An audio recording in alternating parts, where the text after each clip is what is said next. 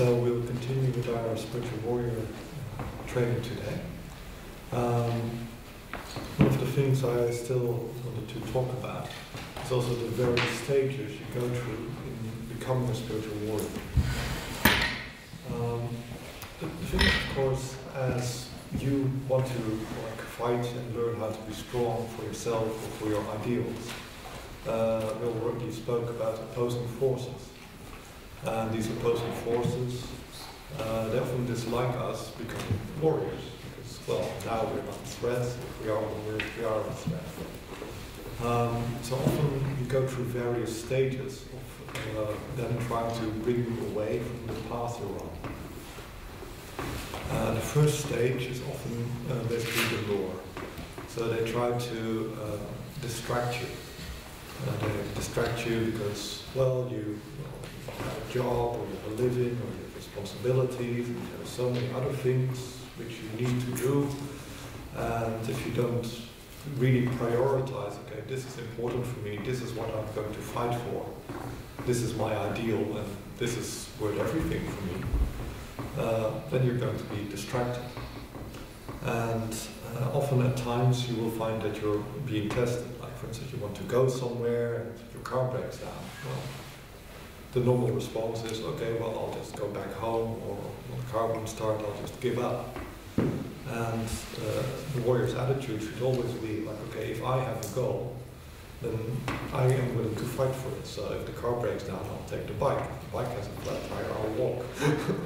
So that you don't give up, but you challenge yourself not to surrender to the circumstances, but basically to build up your own strength and your own resolve so you can deal with any circumstance. So that it doesn't matter what happens, you will still do what you need to do.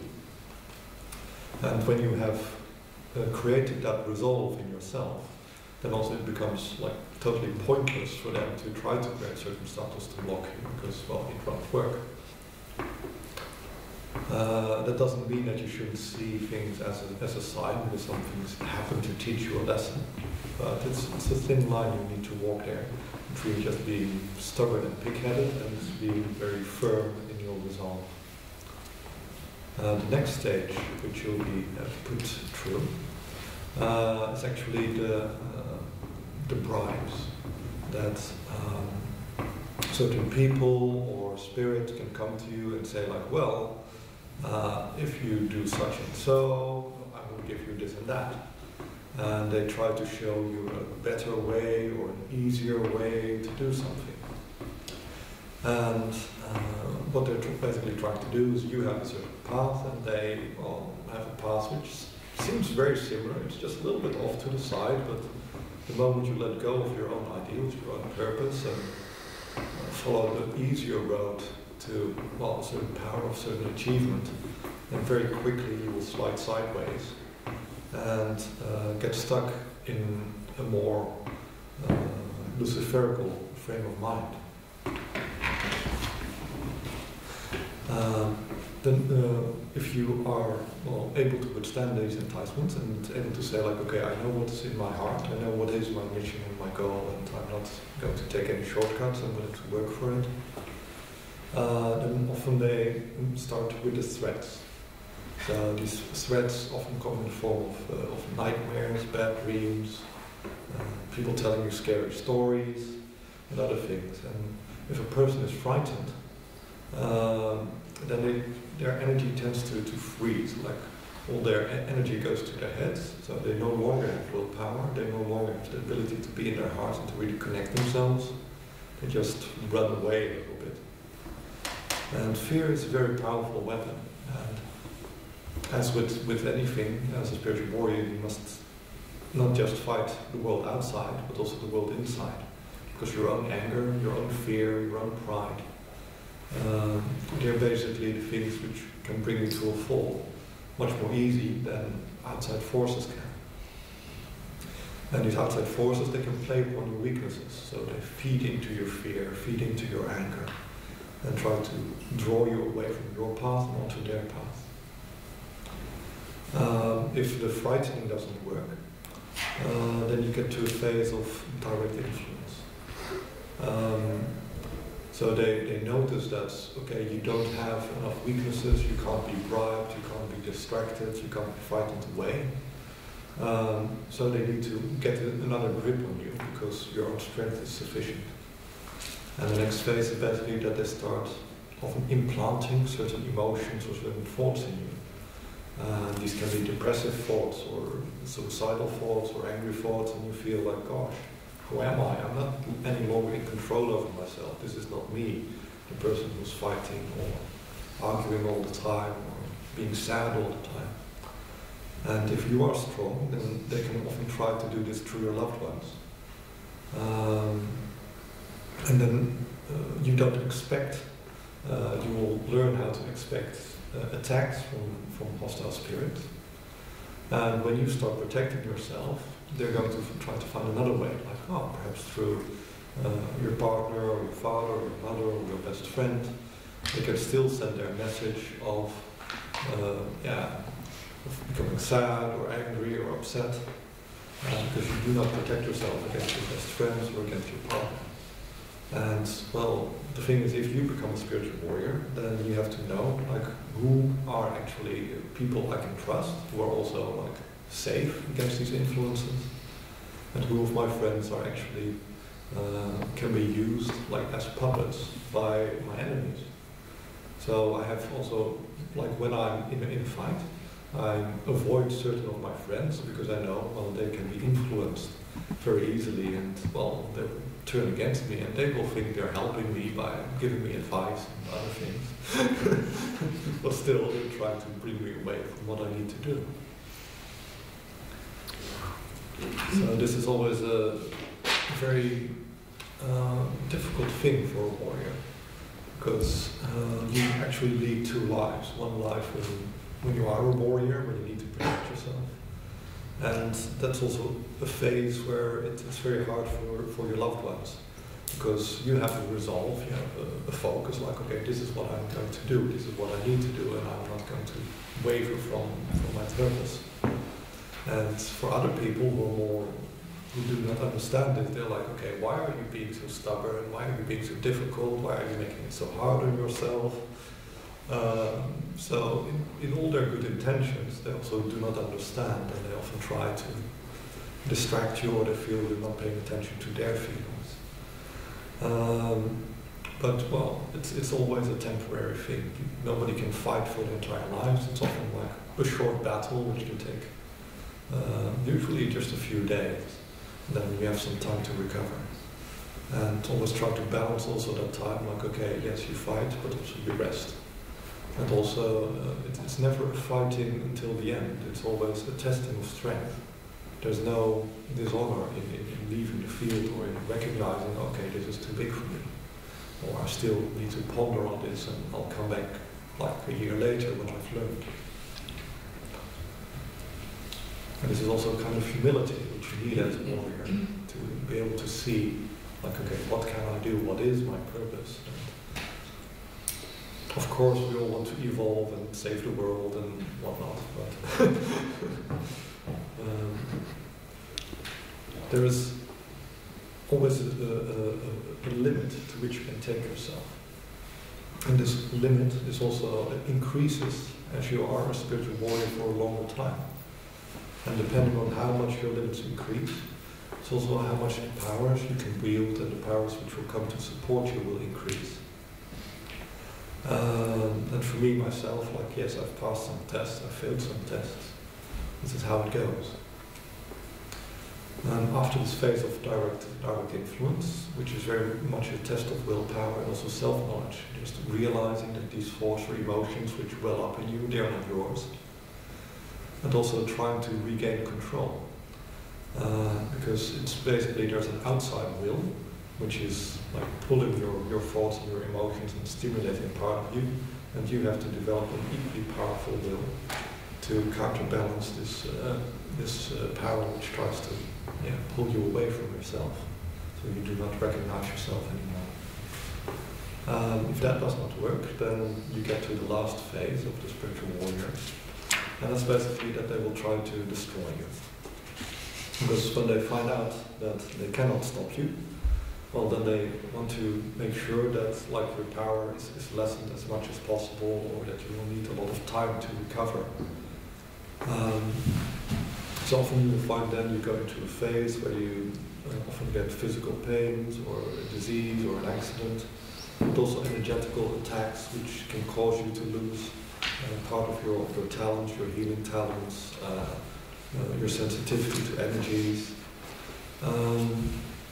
And again, this is the last phase. So often people feel that, gosh, when I'm in this phase, well, okay, I'm not cut out to be a warrior. I've totally failed. I give up. But this is actually the last little bit which you have to tough out, and basically to show that you're willing to sacrifice, because that's what it's about. That. Because they're saying to you, they're actually teaching you that if you're going to fight, you're going to suffer, you're going to get hurt, and certain parts of you are going to get damaged, and you might lose them, and they might not recover. And for a spiritual warrior, you have to make the choice. Am I going to save myself, or am I going to serve my spirit and serve my ideals, and accept that I might die or might get hurt if I fight for those ideals? And some people back away and they say, like, okay, the spiritual warrior path is not for me. And other people say, well, okay, so be it. I might have to give up my life, but I'm not going to give up my fight. And I'll just reincarnate and I'll continue. And this will be my attitude. And if you have this attitude, then you get hurt, but well, afterwards you recover. Because there is a time limit set to every phase. And if you prove, like, okay, it's about the learning. If you can prove, okay, I am willing to withstand this, and if you go to your limit or even beyond your limit, then the laws of karma will say, like, okay, well, that's enough. You've had your chance to bring him or her away from their path. You failed. So, okay, well, it was your turn to use this person as your punching bag. Now it's his turn to fight you. Then you can use all the things you've experienced to build up your strength and to help other people who are in a similar situation, who feel that when they're going on their path, they also get attacked in similar manners. And some people have the role as a warrior to fight for them or to protect them. And but also people who are not warriors, they might be attacked in this way. And then it's up to the warrior to say, okay, well, I'll teach you how to defend yourself, or I will defend you if you're incapable to defend yourself. So the warrior doesn't use the strength actually for just themselves. They use their strength for others. It's their purpose to protect the innocent and protect the helpless.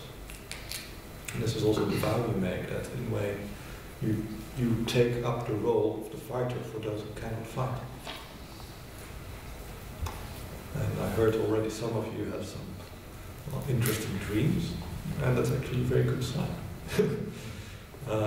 Well, the dreams were not nice, but that the other side is actually going to the trouble of trying to upset you and to try to bring you away from your path, shows that they fear you. Because if they think, well, it will never amount to anything, well, then they won't waste their time and their energy to try to take you away. So see it as a good sign when you're being challenged, and just try to learn from it. Okay, another thing I wanted to talk about today is actually how these spirits work and how we can deal with them.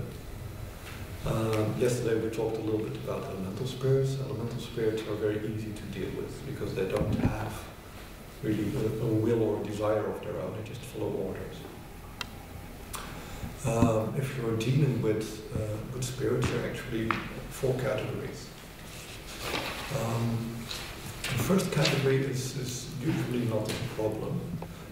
They're basically life force spirits. And these spirits which are made up of life force are, used to be revered as nature spirits or nature gods. And their purpose is just to serve life. Basically they take care of the trees and the plants and the flowers. And the landscape they see as their little domain, as their little kingdom, and they try to take care of it. So they're generally not hostile in nature at all. But like if you do things to the landscape and you say like, okay, we'll bulldoze this forest, we'll do some clear cutting, and we'll build some like big industrial area in the middle of this ancient sacred place or on top of the ley line, well, then they tend to get a little bit miffed because, well, their purpose, which they were serving, is like kind of blocked, so they get very frustrated. Like, I want to take care of life, well, you just reuse most of it. They're my children, they're a part of me. So they can get angry at that, and they'll often try to either to chase away the people who they see as the source of the disturbance, or they'll try to protect what they have left. And often, like if you go into an area where nature like needs to be strong but has been hurt, you will get feelings of fear or uneasiness or just feeling low on energy, because those nature spirits will actually try to like influence a little bit your own life force to get you to go away, to get you to leave. So their purpose is not so much to harm you, but more to protect, they are warriors in their own way. The problem with nature spirits is that they generalize. They see like, okay, humans are the problem. So if you come there even with very good intentions and you do not pollute or harm anything, you're still a human and you're considered to be, the enemy.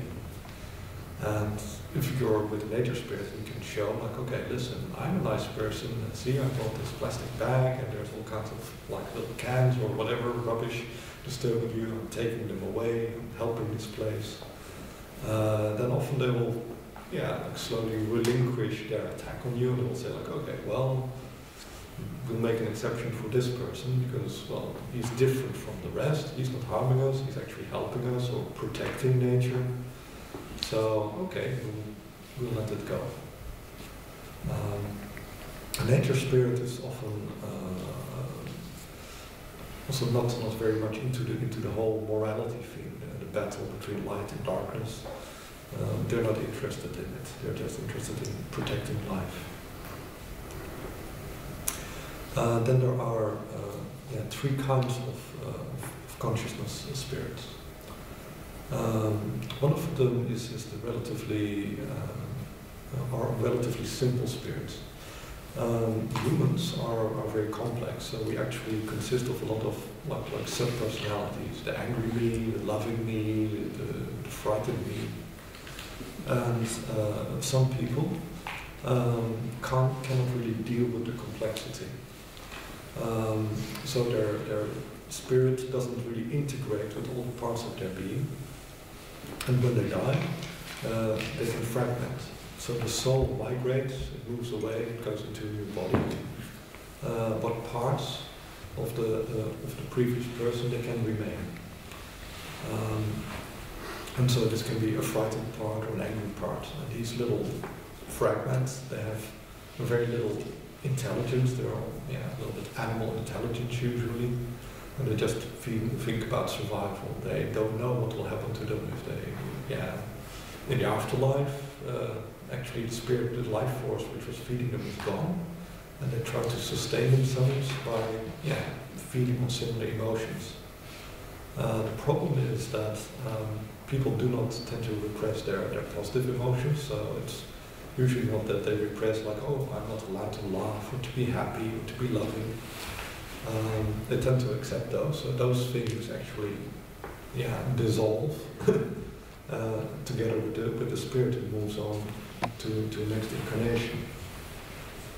It's often the negative parts which we do not accept of ourselves, which then, because we don't take care of them, we don't accept responsibility for them, that they actually are pushed outward, they separate from the rest of our being.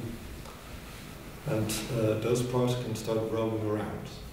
So if you live in a place, for instance, where like a person was living who was on drugs or very depressed or whatever, a person who's in such a state, they generate that kind of energy, like a very depressed energy or very frightened energy, and those spirits will come there to feed off those energies.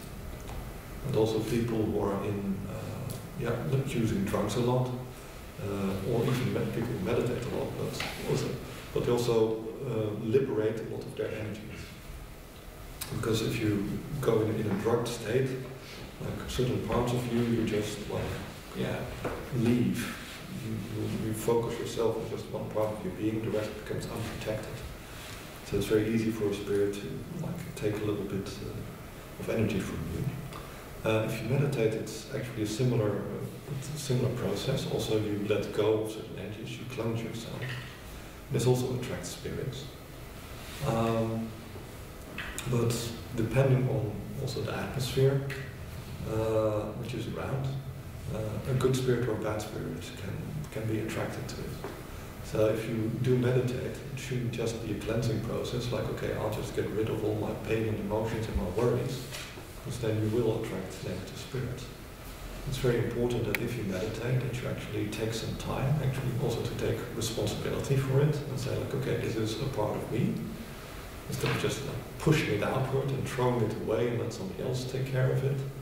I need to be able to say, okay, well, this is a part of me. I'm going to take control over this part of me. My worry, my fear, it's also an energy. And this energy has a message for me. So the fear is telling you, like, okay, be aware, walk slowly. It might be better to withdraw. And your anger is telling you the opposite, like, okay, well, focus your power and go for it and don't let that happen. But we are more than our emotions. We are more than our thoughts. So we should accept the message, because you're actually sending a message to yourself by being afraid or being angry. And you should say, like, okay, well, you're trying to make me aware that, okay, there's something I need to use more force on, or something I need to be more attentive to. Okay, you can accept the message and tell yourself, okay, I will do that, I will have a look at that. And then this energy, which is now caught up in this fear or this anger, I'll just let it flow back into my reservoir. Because as a warrior, if you're caught up in lots of emotions and feelings and thoughts, well, then you can't really move the way you want to move, because always there's this fear holding you back, or this anger driving you forward and unbalancing you. And you have to be able to say, like, okay, these are just tools. My whole body, every emotion I have, every feeling I have is a tool. And if I decide as a spirit that I need force, I'll call up my anger and I'll send it. And if as a warrior I decide, like, gosh, I need to withdraw because this is too much for me, I'll activate my fear and I'll shrink and go into my little shell and withdraw. And then you no longer are controlled, but you start to control all these different parts of you. And if you use this also in your meditations, that you accept these parts of you and you transform them, then also you will stop attracting negative spirits in your prayers and in your meditations. Still, if you do a meditation, it's always a cleansing process, and there might also be junk there which is actually not yours, but which you picked up from the outside because you were working in a negative environment.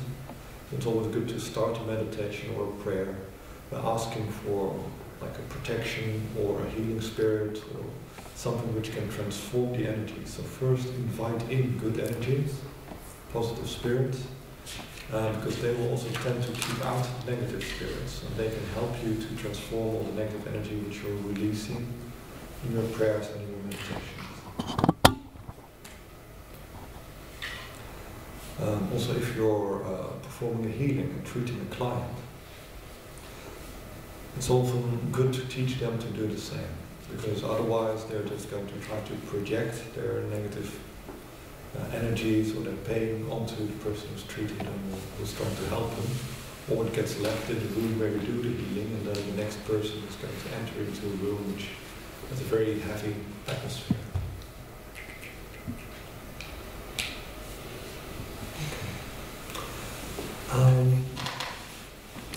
The next category of spirits are actually spirits which are not so much fragments, but are actually like fully conscious beings.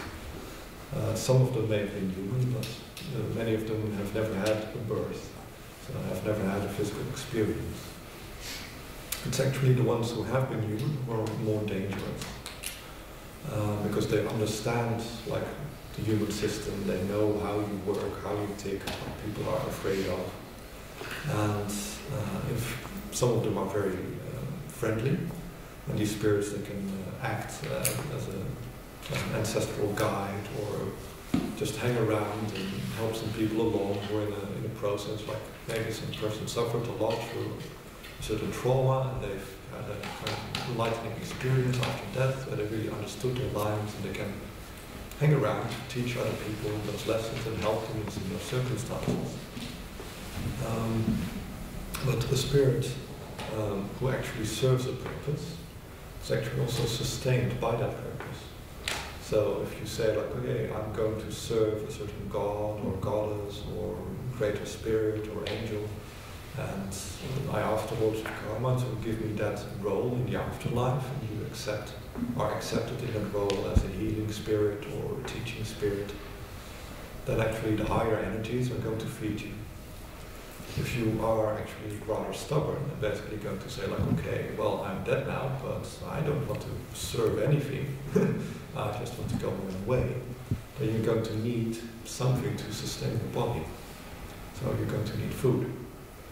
And, well, then again, you come to, well, in a way, vampirism, because, well, you need food, and you can try to take it from an animal, but, well, the human actually has much more complexity, much more the energies you need to sustain yourself. So, such spirits can also get drawn, but it's actually a little bit similar to the fragmented spirits. They're just a lot stronger and smarter. So they also feed on specific emotions, specific thoughts. And often you find that if there's a location where something happened, like a murder happened or a rape happened, that like spirits are drawn to the energy which was released by the event. And because there are so many spirits there, they try to like make the event happen again.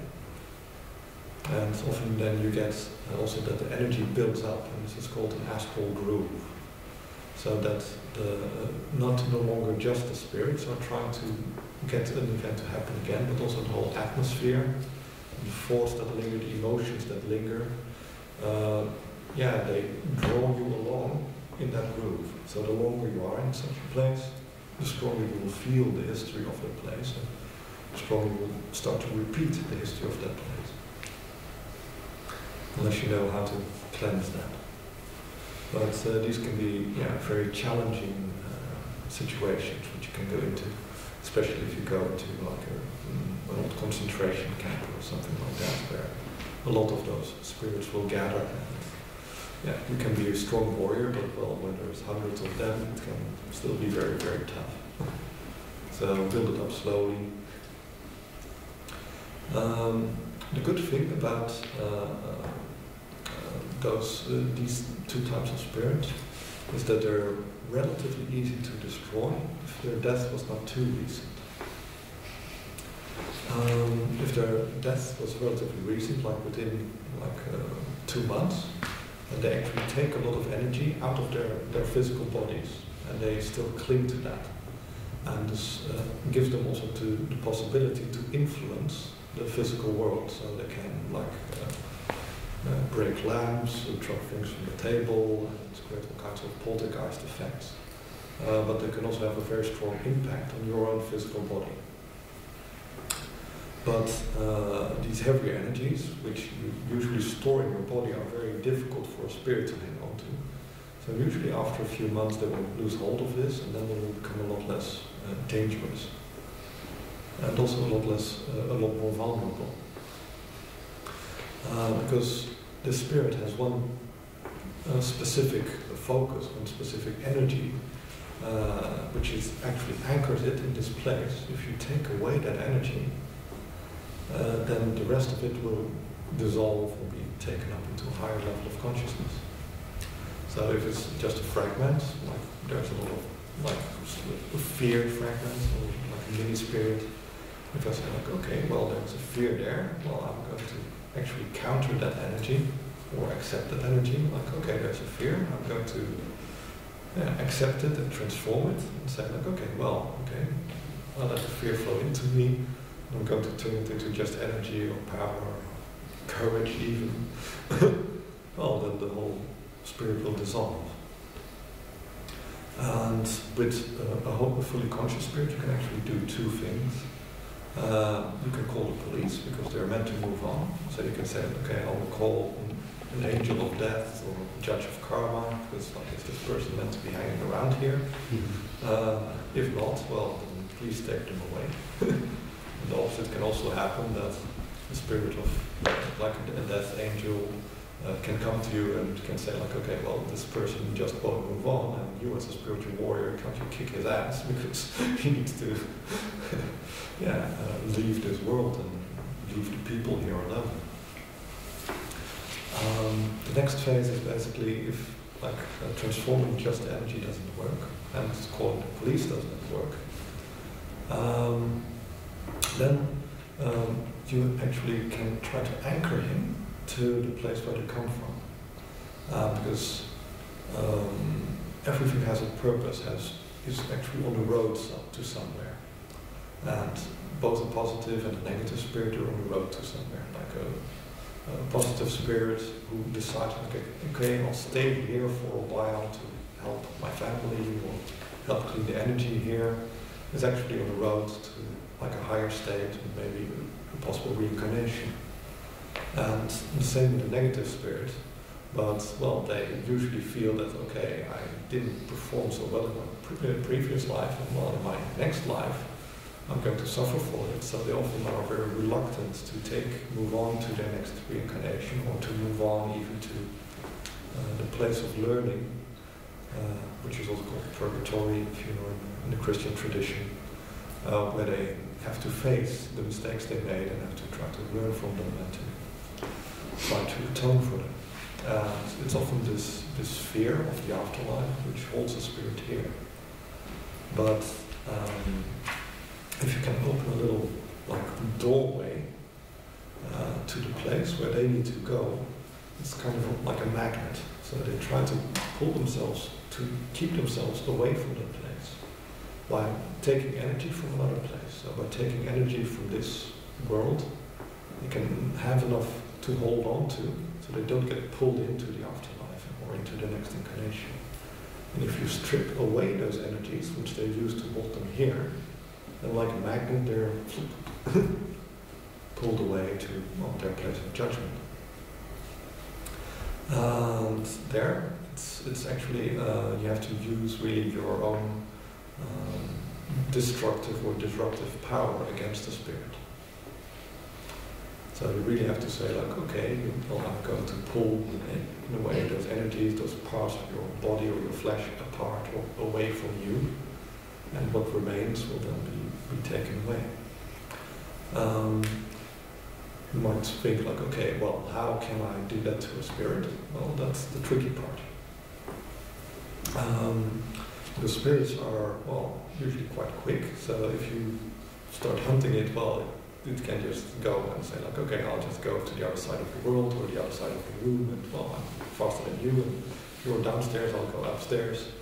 So the first thing to do is to make sure that the spirit can't leave, can't get away. So there's basically two techniques to go about it. One of them is basically to say, like, okay, I'm going to seal the house the spirit is in, and then I'm going to seal every room, and then I'm going, within every room, I'm going to, like, create a wall and then, like, corner it slowly into one corner, and then you can catch it. Or you can try to catch it with your own energy, with your own aura. So that you basically throw your own energy and envelop the spirit, because your own energy can move as quickly as the spirit can. And then envelop the spirit and catch it up in a little ball of your own energy. And once you've caught the spirit, then you can start to confront it and pull it apart and dissolve its energies. So, but this is a bit tricky, and we'll get to practice that later. So the last type of spirit, which I wanted to discuss, is actually spirits which are very inhuman in nature. They have a very, very different physique, very different type of dimensions they're in, and very different types of powers. So on the positive side, you can have like angels and gods, goddesses, servants of angels and gods and goddesses. Then there's also the aliens, the extraterrestrials who come from different star systems to be here. And there's also the opposite of the angels, the more demonic, devilish spirits. These are extremely tough to deal with because they often have abilities which we do not have. So, yeah, the whole problem with being blindsided and having weak spots against them, well, that's a big problem. Because they can do things which are very difficult for us to counter. Because we didn't understand how it is done. What's very important if you encounter such a spirit is that they can influence you through all kinds of ways which are difficult to defend against, but you still also have your own personal control over your own body. So you can use elementals, you can use nature spirits to try to stabilize you and to protect you from their influence. So you anchor yourself and you exercise a very strong self-control. And what also helps, if you're in a shamanic tradition, you learn how to transform your own energy body. So that you are no longer like having a human energy body, but your energy body shifts and reshapes itself into something else. It can be an existing something, like an animal, but you can also go into a more fantasy shape, turning yourself into like a griffin or a flying horse or a unicorn or whatever. But by just shifting your energies around, it's more difficult for such a spirit to harm you, because like they've had a lot of practice, usually in dealing with humans and other shapes they tend to influence. But if you take a fantasy shape or a shape they don't recognize, it's like, okay, how do I attack this? How do I get a grab on this? So there are weapons which are manufactured to actually deal with such entities.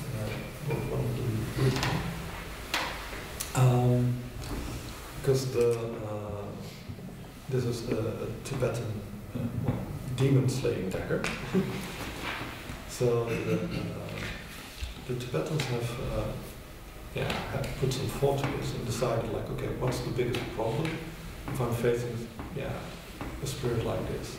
It exists in other dimensions, and it can withdraw into other dimensions. So it can come down into our world and attack me, and if I try to attack it back, it can just withdraw, and my energy body cannot reach it. So it can come down and bite me whenever it wants, and then it can go away, and I can never win, except by, it gets tired of playing with me and gives up. And the Tibetans developed some rituals to basically pull energies from all the planes of existence and binding it into, in this case, a dagger. And within the Christian tradition, you had the Knights Templar, who basically did the same thing. They also gave blessings to their swords, so that it pulled in little bits of energy from all the other planes of existence, so that actually the weapon doesn't just function on a physical level, but it functions on an astral level, an etherical level, and in lots of other dimensions as well. And usually just having such a thing will give like such a demonic spirit or an alien second thoughts, because it's like, okay, well, it's one thing to be invulnerable and just play around with them, but well, this way I can actually get hurt. So this is one of the important tools which you can make. Another one is this one. This is basically also a Tibetan artifact, and this is basically used to, in the Tibetan tradition, when a person dies, first they pray for them, so the spirit releases itself, and in the end they cut up the body, and it gets fed to the birds. And cutting up the body, they also sever all the energetic ties they have had to their previous incarnation, to people here. So it's meant to release the spirit. And this can also be used in a way, because spirits try to attach themselves to you. And this can be used to actually sever the connection or the link the spirit has to a person. So if there's a spirit who was sent by like an evil magician to bother a person, if you can just cut the strand, like the spirit is no longer connected to that person, and then it will go and wander off and do something else. Isn't cremation just the form of the same thing? Yes, this works slightly better, I feel. But indeed, cremation is also is about transforming the energies. This is more about severing the tie. The problem with the process of cremation is that often it goes a little bit too quickly. So that the person is, sometimes the person is not ready yet to let go of a tie or a certain part of themselves, and they'll actually pull it away from the fire and preserve it to prevent it from being transformed. And that's why you just wait 3 days. They should. Yes, or yeah, as long as it takes. Yeah. So in an ideal case, it would do the same thing. Yeah. But yeah, this is slightly safer. But kind of gruesome. Yes. Yeah. And also, like in Tibet, there's not a lot of trees and forests around, so you can't cremate. So the question was also like, how do you recognize if an entity or an attacking force is indeed demonic in nature? The problem is that they control the lower energies very well. So these demonic spirits, like sometimes they're very arrogant and they will show their just manifest in a more frightening shape. But usually they are more fond of using deception. So the form they most often use is of a deceased loved one. So they'll pretend to be your deceased partner or father or mother. Or they can even take the shape of a saint or of an angel to misguide the person. And say like, okay, well, I'm Saint blah blah, I have a message for you, and then they will try to steer you away from their path. The best way actually if you're having some doubts, like, okay, well, like I've read about this angel or this saint, or I know my dad, and well, he looks a little bit weird, is actually to get the spirit to recite a prayer. Because an angel is usually very willing to call upon, well, the source. And, well, if you ask it, like, okay, well, could you please, state a prayer and just say in this prayer, like, okay, Lord, our Master, our Creator, your will is my will, let thy will be done, but not my will be done. And let my emotions not misguide me. I only want to be inspired by your emotions and your will. Don't let my thoughts lead me astray. I just want to be inspired by your thoughts. And take away all my impurities. And if you ask a spirit to recite such a prayer, well, the spirit which is indeed aligned with the divine will gladly do so, because, well, he already is, so, well, it doesn't matter asking it again. But, an evil spirit or a demon will have a very big reluctance against doing so. And will usually try to come up with a different proof and try to impress you, like say, well, I'm an angel, can't you see my beautiful golden light? Or how dare you question me, you are unworthy? Or try to find another way around it so we won't have to do this. And so this is a very good way to actually uncover the deceptions which demons can use against you. Okay. I'd like to say something based on this alien idea as well, because I've been reading a lot about aliens, and I understand that there are all kinds, obviously. One source suggests there are 3 main dimensions, and that there are aliens who belong in each one, and there are also aliens that can go through 2 of them, or all 3. So there are all kinds of variations, and that there are some who belong really in one dimension, but they kind of visit our dimension and parasite off of us in this dimension. And we have a friend. She was visited.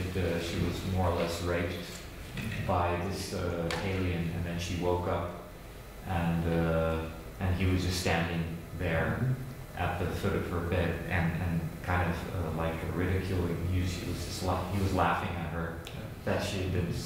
It's like she'd fallen for his trick or something. And this was like a reptilian form alien.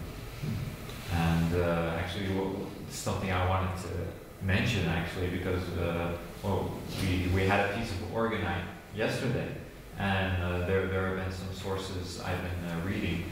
They suggest that this orgonite can help stop these aliens actually from moving into our dimension. Well, more from manifesting in our dimensions. Yeah. Basically, to the process of manifesting, so indeed, like translating their higher energy bodies into lower energy bodies, so they can come into our world. They actually need specific conditions, whether it's an alien or an angel or a demon. And often these conditions are best when there is a kind of a balance, like a kind of quiet, so like the moment between dusk and dawn. It's like, okay, there's not light, there's not darkness, everything is a little bit dim. It can go either way, and they can use actually this potentiality of things which can go either way to shift the energies around a bit, and by slowly shifting these energies, they can actually build up energy bodies which they can use to manifest themselves either physically or in the astral world. And if you have like something which creates a lot of motion, so you can put up some bright lights, some bright studio lights, that already creates a lot of motion. And also even like if they're trying to influence your mind, if you can anchor your mind by just reading a book or reciting a prayer or just anchoring you, so you're no longer hearing them, you're no longer open for their influence. It works quite well. Other things are indeed running water, fire, and also the orgonite, which just creates a flow of energy, a swirling of energy. So it makes it a lot harder for the spirit to manifest itself if it's not already here. So that's a little bit of the problem. So it can't manifest in that space. It can manifest itself in another space and try to come into your space. But it's more difficult for them. Well, it's more of a hassle for them at least. And also the thing is that the energy body, which is not as strongly anchored, because we have a physical body, we belong here. They don't belong here, so their energies tend to be a bit more. It's a bit more like a jellyfish, it's not as firm. And if you create a strong motion, their bodies are going to suffer more abrasion, so it's unpleasant for them. They still can, but it's not as pleasant. Right, this is also because I know some people working with orgonite, they also make like orgonite staffs, and they actually use these as kind of defensive weapons. And As I said, it will work against like the lower manifestations, not against the higher form. Without the orgonite staff, you can also just use your own hands. So if you just focus your own willpower in your hands and call up white light and make these bright white claws, you can just claw into them. Works quite well. But the main thing is, of course, not to be afraid. Because that's usually the typical reaction. Something happens, you do not understand, you freeze up. Well, we mentioned, because after we heard her story, we actually, the same night, we ran into this YouTube video from a guy who gave a lecture about this same subject, what he had experienced, and we just ran into it by accident the same night. And apparently this happens to many, many people. And well, we have the privilege, we have knowledge about these kind of things, so if something would happen, we would more or less understand what's happening. But imagine if you have no prior knowledge of anything and something like this happens, you're like, I'm going nuts. Yeah. It's just like, This is just me. The most important thing also to teach people if something strange is happening to them is first to react. Because like if you're standing still, then you're a very easy target. Your energy is not moving, it's just frozen in place, and they can do whatever they want, they can penetrate your defenses very easily. And at the moment that you run away, you turn on the lights or whatever, kind of, which is the panical reaction, it will actually work. So just running out of the house and going to a friend and turning on the lights, and it works. Well, what I understand of because we all have a reptilian brain, because, well, anyway, I mean, I understand there are all kinds of life forms, but we have also these reptilian life forms. Yes. I understand they're important in our corner of the galaxy, and we all have our reptilian brain, and when we have fear, we go into our reptilian brain. So that's when they can really contact us easily. Yeah. So that's maybe why this fear is such a big problem. Yeah, but well, there are many emotions in the reptilian brain, and not all reptilian brains are hostile. They're actually quite nice ones as well. But alien spirits can actually be here in various ways.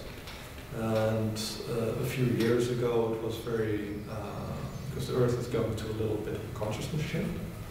It was very popular for them to try to, well, actually possess or influence as many bodies as they could to actually use their thought patterns and emotional patterns to, well, draw other powers to the Earth to create a certain shift.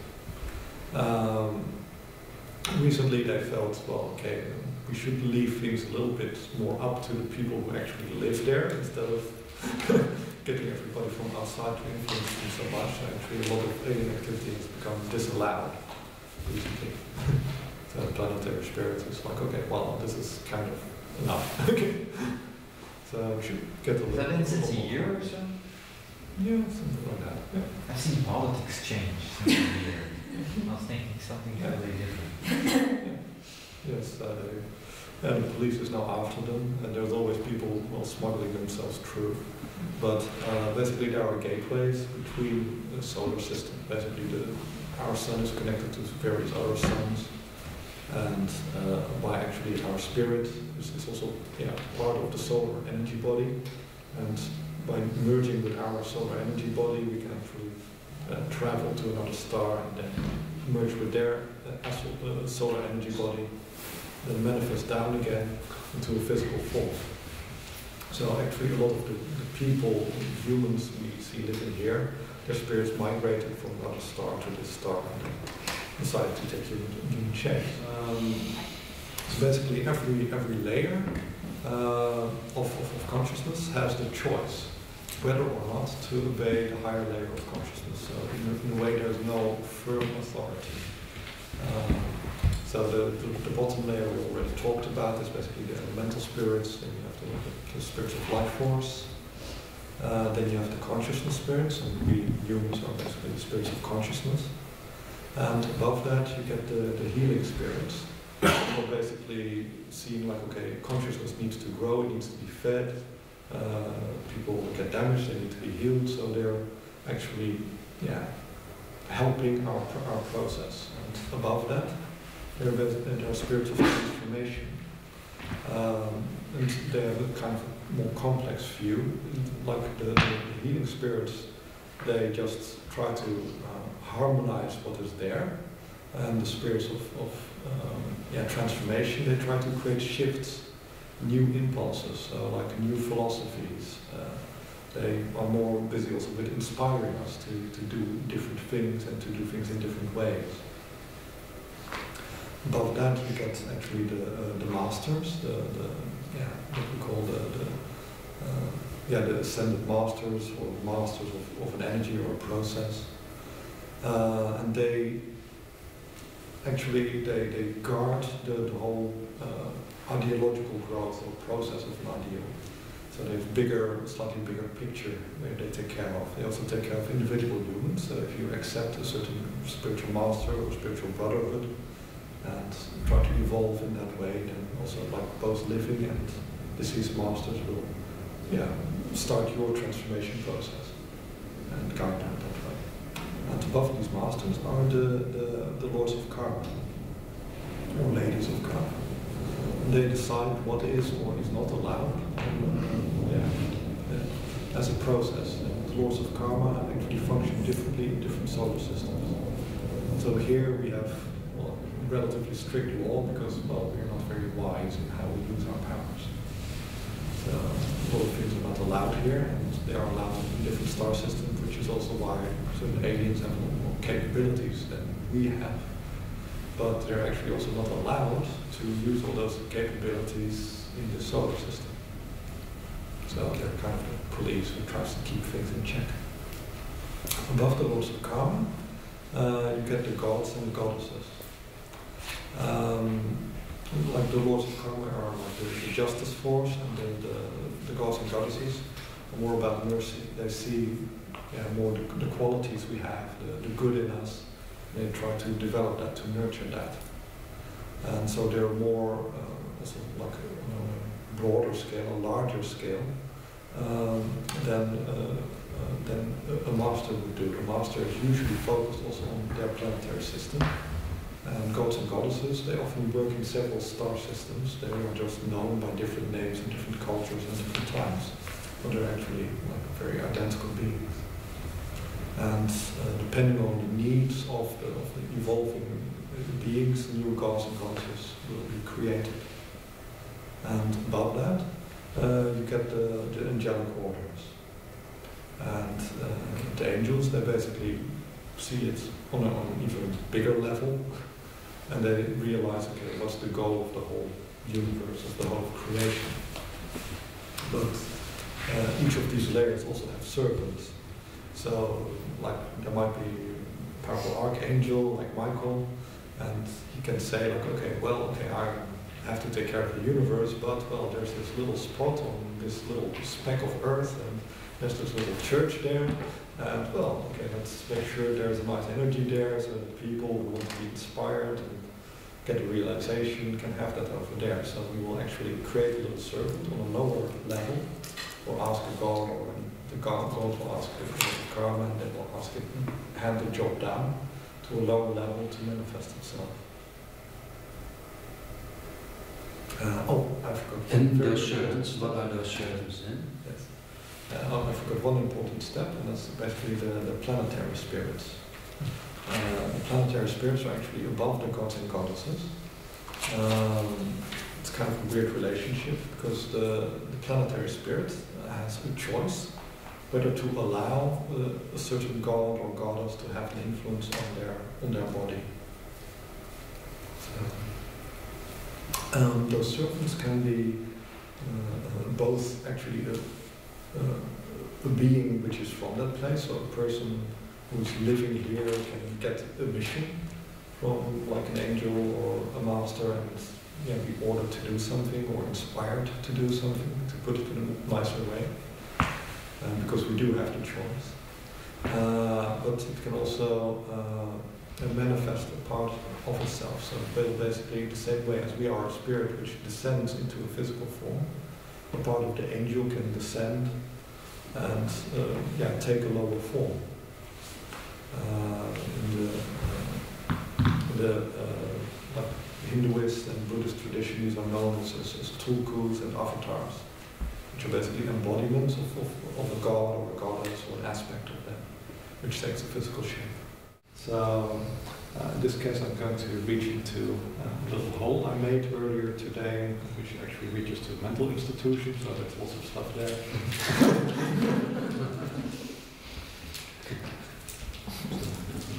Okay.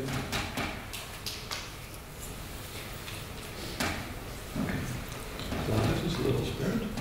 Try to feel first what it is doing to you.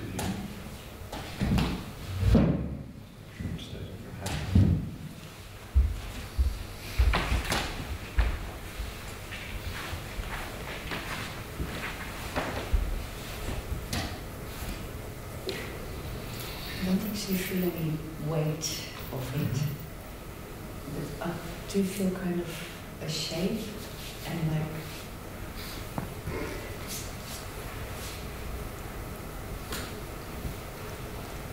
kind of little bursts of energy coming out of it. What is happening to your own energy body? How's it affecting you? When you put it in my hand, I felt as if a small electrical current went through me.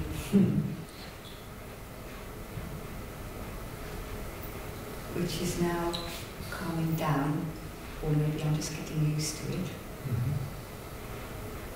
A little bit harder to chew on than people in the side. I'm harder to chew on than people inside. Okay. So basically what I noticed also in your aura, that your aura was actually starting to shrink, and energy was collecting more in your head and in your spine. So it's basically a spirit which is trying to invoke fear. I don't actually feel afraid. No, as I said, it's relatively small. It's more feeling of excitement, if anything. Okay. Now we're going to try to transform it so that it will dissipate.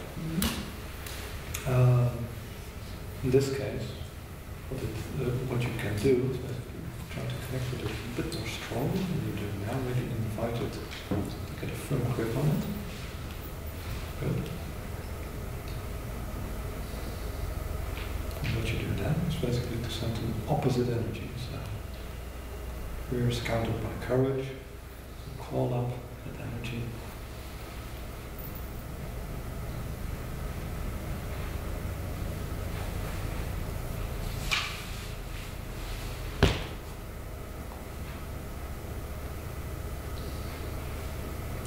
Welcome. Do you notice how it just fell apart? Yeah. Very good. Thank you. So, what we just did now is we called up like a fully conscious spirit and put it in your hand. So these fully conscious spirits, they usually are meant to move on, but they don't want to. So that is one of them. So it basically has energy which is very similar to your own energy, and that's basically what it's using to stay here, so it doesn't get pulled into another dimension. So what we're going to do is basically to strip it a little bit of its like energy body, which is from over here. So that we can, and what you can do is basically to use your hands for it. That's what I like to prefer. So just make a little claw, and I call upon like usually white lights or bright white. Good. And then you basically start shredding.